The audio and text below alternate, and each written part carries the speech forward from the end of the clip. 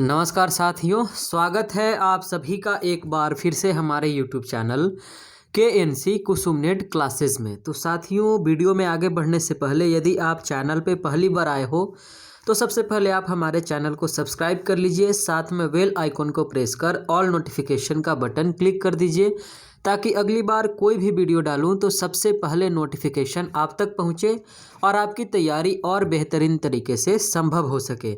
ध्यान रखिएगा साथियों, जिस तरह से आप हमारे चैनल के साथ जुड़कर अपनी तैयारी को पूरी कर पा रहे हैं, उसी तरह से इस वीडियोज़ को पसंद आने पर आप अपने तमाम दोस्तों के साथ शेयर कीजिएगा ताकि वह भी हमारी मदद से अपनी तैयारी को पूरी कर सकें और उनका भी आपकी तरह JRF हो और वो भी अपने करियर में सफल हो सकें।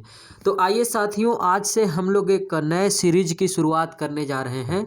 यदि आप हमारे चैनल के साथ लगातार बने हुए होंगे तो आपको पता होगा कि हम लोगों ने प्राचीन भारतीय इतिहास से अपने JRF की तैयारी की शुरुआत की थी और हमारा मिशन दरअसल जून 2021 का नेट का एग्ज़ाम है।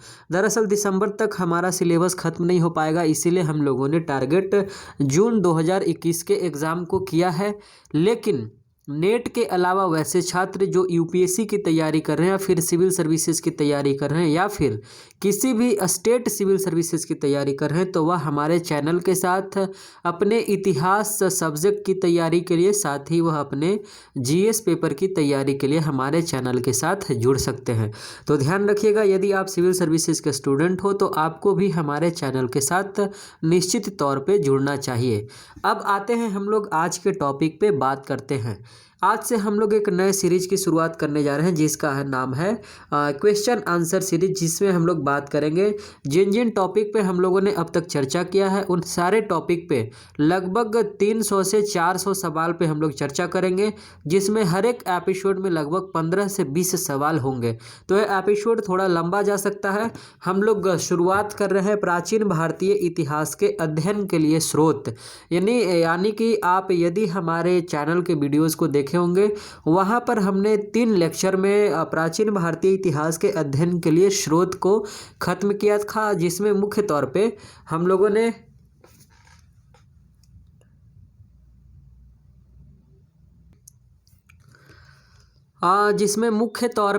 लोगों ने पढ़ाई किया था प्राचीन भारत के अध्ययन के लिए पुरातात्विक स्रोत के बारे में। उसके बाद हमने दूसरे स्रोत के रूप में साहित्यिक स्रोत, जिसको आप अंग्रेजी में लिटरेरी सोर्स कहते हैं, उसके बारे में बातें की थी। उसके बाद तीसरे सोर्स के रूप में हमने बात किया था फॉरेन अकाउंट्स के बारे में, जिसे आप हिंदी में विदेशी वृत्तांत के नाम से जानते हैं। तो ध्यान रखिएगा, यह सीरीज उन सभी छात्रों के लिए महत्वपूर्ण है जो अपनी तैयारी नेट की तैयारी इतिहास विषय के साथ कर रहे हैं। उसके अलावा वैसे छात्र जो UPSC BPSC स्टेट PSC की तैयारी कर रहे हैं या फिर आप स्टेट एलिजिबिलिटी टेस्ट, जिसको आप सेट बोलते हो, ACLT बोलते हो, उसके अलावा यदि आप CTET की तैयारी कर रहे हो या फिर किसी भी कॉम्पिटिटिव एग्जामिनेशन की तैयारी कर रहे हैं और आपके सिलेबस में, आपके पाठ्यक्रम में यदि इतिहास को शामिल किया गया है, तो यह सीरीज आप सभी छात्रों के लिए महत्वपूर्ण है। तो आइए इस सीरीज की शुरुआत करते हैं। आज हमारा पहला लेक्चर है और आज हम लोग बात करेंगे प्राचीन भारत के इतिहास को पढ़ने के लिए, उसके अध्ययन के लिए जितने भी स्रोत हैं, उन स्रोत वाले चैप्टर से हम लोग 15 सवाल उठाकर लाए हैं। तो आज हम लोग मुख्य तौर पे 15 सवाल पर ही चर्चा करेंगे। तो ध्यान रखिएगा, यदि आप लिखने के लिए इच्छुक हैं तो आप सवाल को लिखते चलेंगे, क्योंकि जब तक आप साथियों क्वेश्चन को प्रैक्टिस नहीं करोगे तो सिर्फ पढ़ाई करने से कुछ काम नहीं होने वाला है। आपको सवाल प्रैक्टिस करना सबसे ज़्यादा ज़रूरी होता है। तो आइए फिर इस लेक्चर की शुरुआत करते हैं। तो सबसे पहले आप ध्यान दें, चैप्टर का नाम है प्राचीन भारतीय इतिहास के अध्ययन के लिए स्रोत। हमारा पहला सवाल है, किस पुस्तक की तुलना मैकियावेली के प्रसिद्ध ग्रंथ द प्रिंस से की जाती है? तो देखिएगा, जब आप सवाल बनाते हो तो आप अपने दिमाग के चारों खिड़की को खोल कर रखना। ऐसे दिमाग में कई सारी खिड़कियां होती है, मैं ऐसे ही बोला कि चारों खिड़की को खोल कर रखना। ध्यान रखो, देखो, आप कोई भी सवाल बनाओ तो उस सवाल में भी बहुत सारे सवाल छुपे हुए होते हैं। जैसे किस पुस्तक की तुलना मैकियावेली के प्रसिद्ध ग्रंथ द प्रिंस से की जाती है। इसी में से एक सवाल आप खुद से निकाल सकते हैं कि मैकियावेली के द्वारा लिखा गया कौन सा किताब है, तो वह द प्रिंस है। या आपसे ऐसा पूछा जाएगा कि द प्रिंस नामक प्रसिद्ध ग्रंथ के राइटर कौन है, तो उनका नाम है मैकियावेली। तो दरअसल भारत के 4 ग्रंथ हैं, कौन कौन? मनुस्मृति है, पंचतंत्र है, अर्थशास्त्र है और राजतरंगिणी है। मनुस्मृति के बारे में पता होगा, मनु ने लिखा था। पंचतंत्र के बारे में आपको पता होगा, पंचतंत्र कहानियों का संग्रह है। उसके अलावा अर्थशास्त्र के राइटर चाणक्य हैं, जो कि मौर्य वंश से रिलेटेड हैं। उसके बाद राजतरंगिणी के बारे में आपको पता होगा कि इनके राइटर कल्हन हैं, जिन्होंने कश्मीर का इतिहास को राजतरंगिणी नामक किताब में लिखा है। तो देखिए, मैकियावेली के जो ग्रंथ हैं प्रिंस, उसकी तुलना भारत के अर्थशास्त्र नामक ग्रंथ से की जाती है। किस ग्रंथ से? अर्थशास्त्र से, ध्यान रखिएगा। और अर्थशास्त्र के राइटर कौन है? अर्थशास्त्र का नाम है, राइटर का नाम है चाणक्य। इन्हें विष्णुगुप्त भी कहा जाता है, इन्हें कौटिल्य भी कहा जाता है, इन्हें कई नाम से बुलाया जाता है। तो आप प्रत्येक नाम को अपने दिमाग में रखना, क्योंकि कोई भी नाम आपको दिया जा सकता है एग्जामिनेशन में टिक करने के लिए। तो पहले सवाल का आंसर है सी। आते हैं अब दूसरे सवाल पर। दूसरा सवाल है, प्राचीन भारतीय इतिहास को सांप्रदायिक आधार पर हिंदू काल, मुस्लिम काल और ब्रिटिश पीरियड यानी आधुनिक काल में विभाजित करने का कार्य किस एक प्रसिद्ध व्यक्ति के द्वारा किया गया था? तो देखिए, 4 प्रसिद्ध व्यक्तियों के नाम है। आपको ऑप्ट करना है कि प्राचीन भारत के इतिहास को, या प्राचीन हटा दो यहाँ पर से और सीधा आप लिखो भारत के इतिहास को। ठीक है, भारत के इतिहास को 3 हिस्सों में बांटकर देखा गया है। और सबसे पहले देखने का काम किसने किया है? यह राइटर का नाम है, इस व्यक्ति का नाम है। आइए पहले ऑप्शन को देखते हैं, उसके बाद फिर हम लोग आंसर टिक करेंगे। देखिए, ऑप्शन के रूप में आपके पास 4 व्यक्ति हैं। कौन कौन? पहले का नाम है जेम्स मिल, दूसरे का नाम है जेम्स स्टुअर्ट मिल, जे.एस. मिल, उसके बाद है बी.ए. स्मिथ और चौथे नंबर पर है लॉर्ड मैकाले।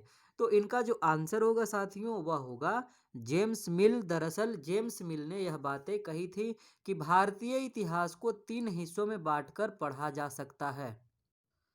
तो इसका आंसर होगा साथियों ऑप्शन नंबर ए। ध्यान रखिएगा, हमने ऑप्शन को लिखा नहीं है। आप यदि लिखना चाहते हैं तो आप लिख लीजिएगा, क्योंकि अकेले ही मुझे सारा काम करना पड़ता है, टाइपिंग से लेकर के तमाम चीज़ें, तो समय बहुत कम मिलता है। लेकिन फिर भी मैं चाहता हूं कि आप लोगों को पढ़ाऊं, आप लोगों को पढ़ाना बंद नहीं करूं। तो आइए तीसरे सवाल पे चलते हैं। इन सारी चीज़ों का आप फिक्र मत करें। तीसरा सवाल हमारा है, तमिल कविताओं का संग्रह किस नाम से जाना जाता है? तो आपके पास 4 ऑप्शन है। कौन कौन? पहला है आदि पुराण, दूसरा है संगम साहित्य और तीसरा है पीए पुराण। यहाँ पर प्रिय लिखा गया है, ठीक है, तो आप इसको पीए पुराण कर लें। उसके अलावा ऑप्शन नंबर 4 है या सभी। ठीक है, तो ध्यान रखिए, तमिल कविताओं का संग्रह दरअसल संगम साहित्य को कहा जाता है। किसे? संगम साहित्य को। अभी हमने आपको संगम साहित्य नहीं पढ़ाया है। अभी हम लोग अपने चैनल पे क्या पढ़ रहे हैं? अभी पोस्ट मॉडर्न फेज पढ़ रहे हैं, जिसमें हम लोग शुंग पढ़े थे, कण्व पढ़े थे, शक पढ़े थे, सातवाहन पढ़े थे। उसके अलावा इंडो ग्रीक्स को पढ़ा था और पार्थियव यानी पहलव को भी पढ़ा था। तो कुषाण बाकी था वहाँ पे। उसके बाद हम लोग संगम साहित्य पढ़ने वाले थे। तो जब हम लोग पढ़ेंगे तो इन सारी चीज़ों पे भी चर्चा करेंगे। लेकिन यदि आपने सोर्सेज का वीडियोज़ को देखा होगा तो निश्चित तौर पे यह सारी चीज़ें आपको समझ में आ रही होंगी। चलिए आते हैं चौथे नंबर सवाल पे। पुरातत्व को एक स्वतंत्र विषय के रूप में यानी इंडिपेंडेंट सब्जेक्ट के रूप में किसके द्वारा प्रतिष्ठित यानी स्थापित किया गया था? तो दरअसल 4 स्कॉलर का नाम है। सर गॉर्डन चाइल्ड हैं, एच.डी. सांकलिया हैं, सर मार्टिमम व्हीलर हैं और इनमें से कोई नहीं। तो ध्यान रखिएगा, इसका जो आंसर होगा वो सर मार्टिमम व्हीलर होगा। ठीक है, ऑप्शन नंबर सी। अब आते हैं हम लोग सवाल नंबर 5 पे। पांचवा सवाल है उत्खनन। ठीक है, उत्खनन को अंग्रेजी में बोलते हैं एक्सकावेशन। यदि जो अंग्रेजी माध्यम के छात्र हैं वह एक्सकैवेशन को समझेंगे। तो कहा जा रहा है कि एक्सकैवेशन की प्रमुख विधियां कौन कौन सी है, कौन कौन से मेन मेथड हैं उसके। तो पहला है लंबवत यानी कि वर्टिकल एक्सकैवेशन, दूसरा है हॉरिजॉन्टल एक्सकैवेशन और तीसरा है वर्टिकल एवं हॉरिजॉन्टल दोनों, एंड फोर्थ नंबर ऑप्शन है नन ऑफ दीज। तो यदि आपने हमारे आर्कियोलॉजिकल सोर्सेज वाले लेक्चर को देखा होगा तो वहाँ पे हमने आपको बताया था कि उत्खनन करने के लिए, खुदाई करने के लिए दो तरह के पैमाने हैं। पहला है उत्खनन जिसे आप क्षैतिज उत्खनन कहते हो, दूसरा है लंबवत उत्खनन। इसलिए दोनों मुख्य उत्खनन है, इसलिए इसका जो आंसर होगा वह होगा ऑप्शन नंबर सी, लंबवत यानी वर्टिकल एंड हॉरिजॉन्टल एक्सकैवेशन दोनों, यानी कि बोथ इसका आंसर होने वाला है। छठे नंबर पे आते हैं और हमारा छठा नंबर सवाल है 10 राजाओं के युद्ध का वर्णन। ठीक है, 10 राजाओं के युद्ध का वर्णन किस वेद में किया गया है। तो देखिए ऑप्शन क्या क्या है आपके पास, ऋग्वेद है, यजुर्वेद है, सामवेद है, उसके बाद अथर्ववेद है। तो यहाँ से एक सवाल आप निकाल सकते हो कि टोटल वेद कितने हैं, 4 वेद हैं। सबसे पुराना कौन है, ऋग्वेद है, उसके बाद कौन है, सामवेद है, यजुर्वेद है और अथर्ववेद है, जिसे जादू टोना टोटका एवं मंत्र का वेद कहा जाता है, जो कि सबसे लास्ट का वेद है। तो देखिए 10 राजाओं के युद्ध का वर्णन सबसे पहले वेद में किया गया है, ऐसे याद रखिए। तो सबसे पहला वेद, सबसे प्राचीन वेद क्या है, ऋग्वेद, यानी 10 राजाओं के युद्ध का वर्णन किस में किया गया है, ऋग्वेद के अंतर्गत किया गया है। क्लियर है। तो चलिए आगे बढ़ते हैं साथियों।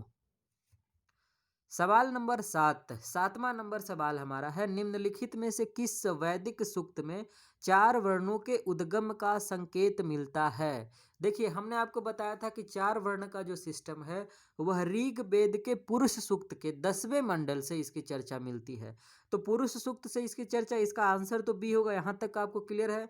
लेकिन आपसे एक सवाल और इसमें आगे बढ़ करके पूछा जाए कि पुरुष सूक्त दरअसल किस वेद का हिस्सा है, तो वह ऋग्वेद का हिस्सा है। ठीक है, और किस मंडल में इसकी चर्चा है, तो 10वें मंडल में इसकी चर्चा है। और 4 वर्ण में कौन कौन थे, ब्राह्मण, क्षत्रिय, वैश्य एवं शूद्र थे।